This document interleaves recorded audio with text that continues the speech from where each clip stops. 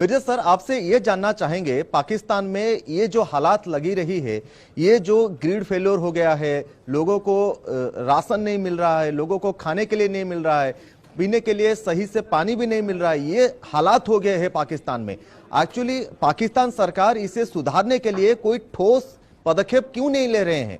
ले रहे हैं, कोशिश कर रहे हैं। हाँ। पाकिस्तानी सरकार कोशिश कर रही है, लेकिन जैसा मैंने अर्ज किया कि पाकिस्तानी जो सिविल गवर्नमेंट की, जब आप देखें कैबिनेट मीटिंग में फौजी बैठा होगा तो वो कितने फ्री हैं हाँ। कोई डिसीजन लेने में। सिविल गवर्नमेंट वो फ्री नहीं है। उसके उनके सिविल गवर्नमेंट के हाथ और पांव बंधे हुए हैं। वो फौज की जो मर्जी वो कैबिनेट मीटिंग में कहें, जब तक फौज अप्रूव नहीं करेगी वो नहीं हो सकता।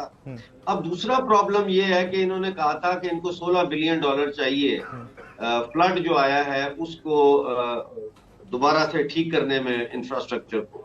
तो जिनीवा में जो कॉन्फ्रेंस हुई थी पिछले हफ्ते, उसमें तो 2 हफ्ते पहले, उसमें तो इनको 8.9 बिलियन की प्लेजेस हुई हैं। कैश तो किसी ने नहीं दिया और उन्होंने कहा है कि ये over a period of 3 years होगा। हाँ।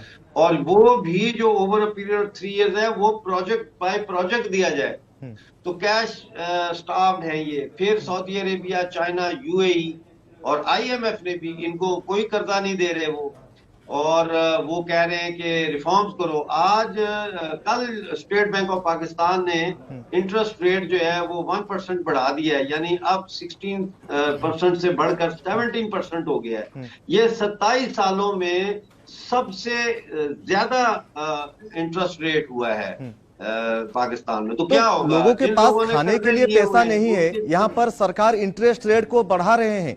और एक चीज भी हम आपसे जानना चाहेंगे, पाकिस्तान में अभी बहुत सारे इलाकों में टेम्परेचर जो है मौसम का जो मिजाज है अभी वो 0 से कुछ कम डिग्री सेल्सियस में है, जो लोगों का ठंड से बुरा हाल हो रहा है पाकिस्तान में। और इस समय में जहां ग्रिड की फेल्योर हो रहा है, मेडिकल में जो मरीज भर्ती हुए हैं उनका हालत कैसा है?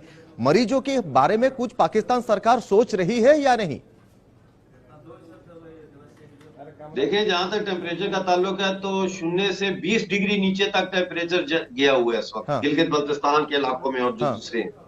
और वहां पे अगर आप इलेक्ट्रिक हीटर जलाएं, अगर बिजली हो, फर्ज करें अभी तो बिजली है ही नहीं, लेकिन अगर बिजली हो और गिलगित बल्तिस्तान में आप इलेक्ट्रिक हीटर जलाएं मरीज के लिए, तो आपका हीटर भी वो कंफिस्केट कर लेते हैं और आपको अरेस्ट भी कर लेते हैं और आप पे फाइन भी लगा लेते हैं। ये हालत इस वक्त चल रही है। हमें बिजली के जो आलात हैं वो जलाने की इजाजत नहीं है, इलेक्ट्रिक केटल जलाने की इजाजत नहीं है जी।